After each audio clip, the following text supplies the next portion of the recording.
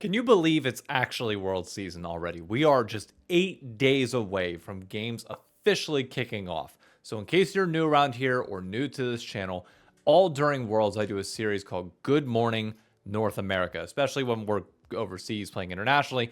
What will happen during this series is you'll be able to wake up, catch a recap of the games, have my thoughts and conversations around the headlines for today, well beyond just the Rift, what's happened like at the stadium itself, what's happening in North America, because unfortunately roster mania in the offseason also is somewhat happening at the same time as this. So we need a place to just talk about everything from the NA perspective, or at least the North American fan perspective. And I've got you covered on that. Welcome back, everybody, to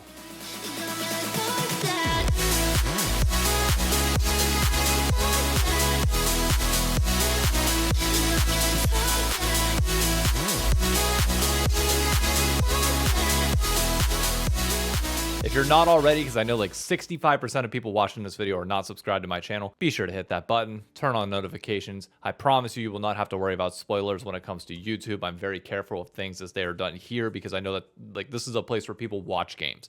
TikTok, I'm a little bit more lenient. Reactionary content is just natural there, and you don't really hide spoilers on Twitter and TikTok, but here you'll be safe across Shorts and YouTube. Before we get to World's coverage, though, there's actually something very important to North America that we do have to discuss, which is LCS promotion. Disguised is currently in the middle of defending their slot. In case you need a quick recap, it is Disguised versus the 1 and 2 seeds from North America, as well as the LLA, like their representatives as well. Those 5 teams go in. There's a play-in game, which we'll get to in a second, and then a double elimination bracket with the 4 teams remaining. The winner gets to be in the LCS next year. So how did this whole thing kick off? It was a battle of the 2 seeds for a play-in into the main bracket, similar to what we will see between T1 and Invictus Gaming next Tuesday, of which it was Summit. He's back, but playing for the LLA this time, which is odd. And then Ghost, former world champion on that roster, facing off against Conviction, which notably included a Cat Evolve-less stream team with TF Blade, Stunt, and a few others. Of which there was a lot of drama around Conviction coming into this particular tournament about whether they'd be able to play it or not, families' weddings, visa issues, which saw Cat Evolve not playing this event, which I don't know enough about Tier 2 nor follow it to know what specifically went wrong here, but it really doesn't matter because they lost 3-2. So they're out. Like, they're done already. So, yay, our North American second seed isn't good enough, even despite with a handicap, obviously, to beat the LLA Tier 2 team. Awesome. However, our 1 seed in Luminosity, which is a bunch of former pros, Fake God, you'll remember, Insanity, Zazel, like basically the former Shopify Rebellion group with the slight few changes. Yeah, this squad absolutely demolished the 1 seed from the LLA. Clearly, this is setting up for multiple best of 5s between Disguised and LG to see who gets the slot. Ultimately, assuming Disguised wins tomorrow, which they should, or well, today is the time of you watching this, which they should, then things get really interesting. So this is where the bracket stands as of right now. And I'm not really going to talk about this on YouTube videos. I got too many other things to talk about until Monday after the tournament is wrapped up. I might make a few shorts on it. But if you're interested, it's honestly been a fun tournament to watch so far. And there is a lot riding on the line here. Like being in the LCS should not be something that we take lightly. So I hope if you're a North American fan and you got spare time, because there's literally nothing else going on in LoL esports right now, tune into this. It's a lot of fun. Now, to get to the World's conversation, I actually have something that I kind of want to open on stream with you all. And that is a package from Flyquest, because they're the only team to my knowledge that might be in Korea. So, many of you have seen the League is Dead shirts. Well,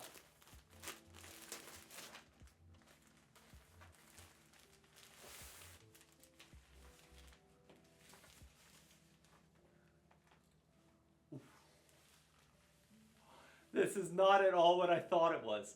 Oh my God. Bro, they reached out for context on this. This is the Flyquest MSI jersey, which is separate from their Worlds jersey, because I know Carly's been tweeting out that like that's coming as well.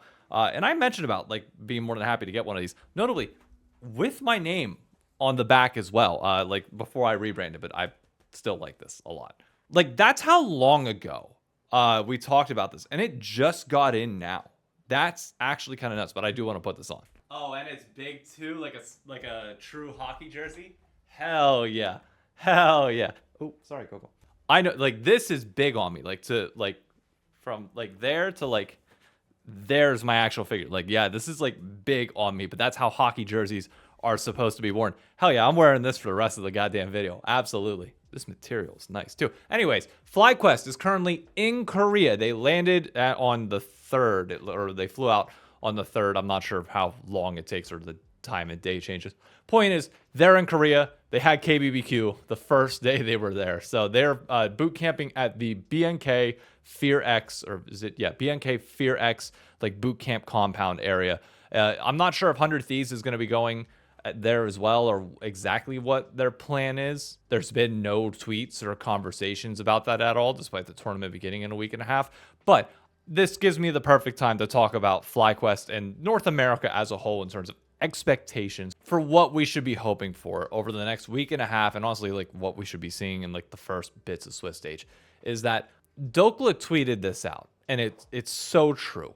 The amount of games that we have played this year because of our formats and because of a whole myriad of issues is drastically different than the LPL and the LCK. They are coming in so much more prepared than we are.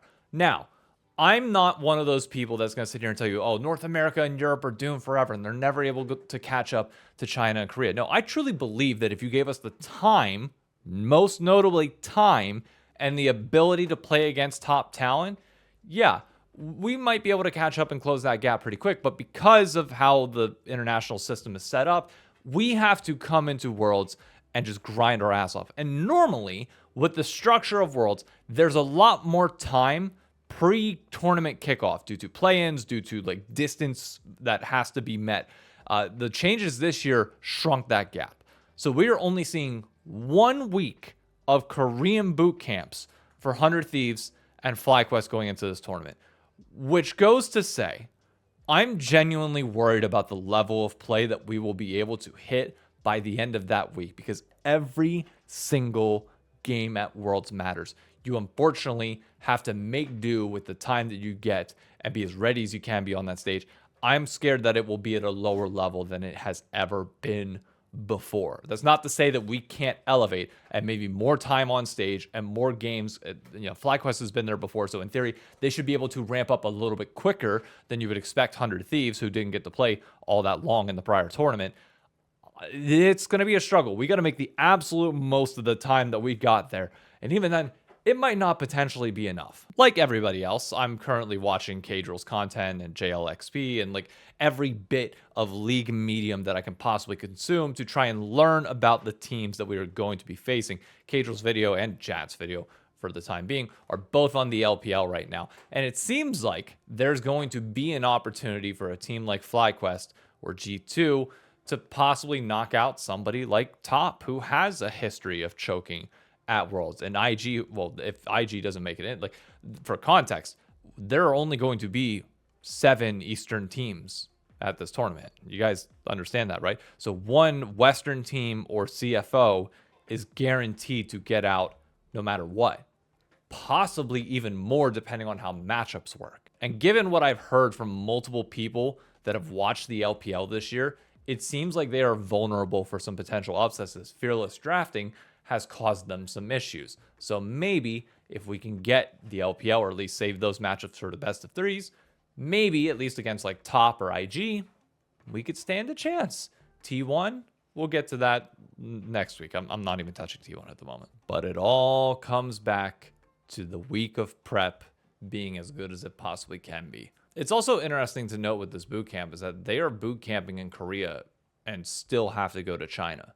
So like they're not even in the spot where Worlds is going to be at or getting like acclimated to that specific situation for a bit now. Korea, for a lot of these guys, is a familiar place, familiar territory. China will not be. And again, you compare group stage or like the Swiss stage this year to what it was last year, just in terms of venue capacity, it is going to be a whole other animal, which makes me a little scared for 100 Thieves because, okay, we got to get back to LCS finals and briefly talk about everything there because I haven't touched on it in over a week. And many Brazilian fans are probably waiting for me to talk about this. Trust me, I've seen it in comments of every video. I do owe Brazilian fans a tip of the cap. I said that you guys stood no chance, that this probably wouldn't be close. And while I was correct on Flyquest versus VKS, I didn't think that VKS would even beat 100 Thieves. And I was just straight up wrong. 100 Thieves absolutely did shit the bed on the biggest stage. And it's going to be a worrying sign again going into Worlds, because 100 Thieves, for whatever reason, cannot conquer these stage demons. Like, regardless of how everybody else feels, I still feel like 100 Thieves has a higher ceiling if they can get their heads out of their asses and stop playing like idiots on the biggest stage where it's uncoordinated and you see players just making mistakes that they would not normally make. You could sit here and argue that VKS absolutely, and Brazil in general, has more clutch factor than North America does. Sure, absolutely. But I still think 100T has a higher ceiling. But for Brazilian fans, I got to give it to you. You were right. The thing is, we noted, though, in my video last week, I don't have to talk about Brazil at all after this point because we've unmerged our region. So now there's not this like underlying thing in the background of like, oh, but they're the Southern Conference of our main league. No, we are back to being separate entities. And I think we all prefer it that way. Again, I wouldn't have had the merger in the first place if I knew this is how they were going to do it. And we said from the jump that you either need to go all the way or none of the way, and you can't do this half measure because it's going to fail.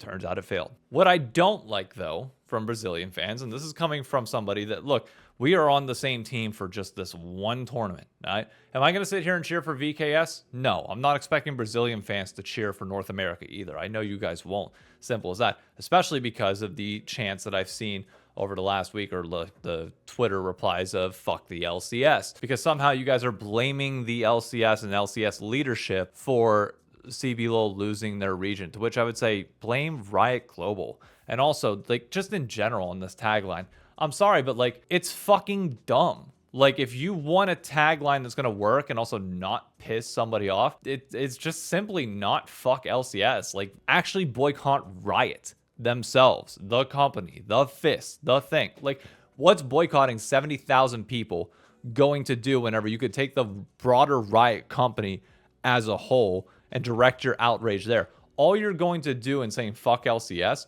the executives aren't going to give a shit on that one, and you're just going to piss off North American fans like me who are fighting for you to get 3 spots. I agree with your point that you deserve, in my opinion, you deserve to be treated like a major region because you're getting paid like a major region. You're getting arguably a bigger slot or a bigger portion of the global revenue pool than North America is. Regardless of your results, you should have 3 teams at Worlds. But if you sit here and say fuck LCS under all my posts, under my videos and beyond, I'm going to sit here and argue otherwise. Like, I'm petty like that, plain and simple. I'm just warning you now. So if you want me to stay on your side, keep it steer away from my shit. Otherwise, I promise I will preach for the opposite. And we already know that Riot Games is against you. Say fuck Riot Games. Say fuck the people that are actually in charge of this decision, which is not the LCS. If you think that, like, going into our territory, our league, and making sure that we can't have a good time or even have the conversations on Twitter like we want to have because you ruined the social media presence, you are just going to make enemies on our side. So I agree with your petition, but petition smart, for the love of God. But the final thing I want to say on this particular episode of Good Morning North America, because there's really not all that much to talk about on the World's perspective for now. It's too early on in the boot camps. We haven't heard scrim rumors. We haven't heard like anything to really go off of, and we haven't seen games themselves. Is I just want to make note with how good this group stage is, or the Swiss stage is going to feel with the crowd, how good LCS Finals was. I just want to push for North American fans. Please be vocal about making sure that we get more games and more road shows next year. Like, that has to be a priority. Spooks put it on Twitter whenever I responded to the Dokeless thing that we mentioned earlier in the video that, yeah, all players would be for that. We need to be vocal going into next year about wanting more games and wanting more road shows. I loved Cloud Sicky specifically, who was at finals. He came back and did their LCS report video, and he said, you know what? I was wrong. Like, I personally have been preaching for more road shows for the longest period of time. It's been my thing since 2021, like since we got back from COVID, and people just kept saying, oh, well, there might not be money for it. It's like, okay, well, we actually need to build fans. And I hate to tell you, but in-person events are the only way to build fans. And unfortunately, just doing things out in LA ain't gonna work. So if you want to build that fandom here, you got to hit the road more, and you got to be on broadcast more days. Like, that's just the truth of the matter. And the fact that Cloud came around and was like, you know what? Yeah, I agree. And I get it now, 100%. That made me so happy. Like, it feels like for North America, everything is on the right pathway, the right stepping stones going into next year. It shouldn't have been this way. We should have had that stepping stone building from last year, but Riot Global leadership is freaking dumb. But nevertheless, now we are finally taking that step back in the right direction. Finals was good for us. We have this momentum going into Worlds. it would really be of benefit if we could figure out a way to take a series off of an Eastern team. It would inspire a lot of hope and will put us in the right direction going forward, because otherwise everything else is looking good. And if we can ride this momentum and build it even higher going into next year's LCS, oh boy, are we cooking. But we are 8 days away from that officially kicking off. Thank you for tuning into this particular episode of Good Morning North America. I know this is a little bit longer and a little bit more rambly. These kind of topics were a little bit more all over the place, but there were certain things I just had to say and get out there. I'll be back on Wednesday for the Rendezvous, talking about everything 100 Thieves, going over the entire history of 100 Thieves at Worlds and really doing an in-depth video on them specifically. Thursday, assuming the Worlds Unlocked box gets here, that's when I plan on releasing it, because then Friday we got the Worlds Anthem, and I'll be back next Monday for your first episode of Good Morning North America on the eve of Worlds, and then we will officially kick everything off with daily videos after that point, so long as I can do them. If I literally don't have capacity with work or with golf or anything else like that, it is what it is, but I'll always communicate that with you. So thank you everybody for tuning in, and I'll catch you next time. See ya.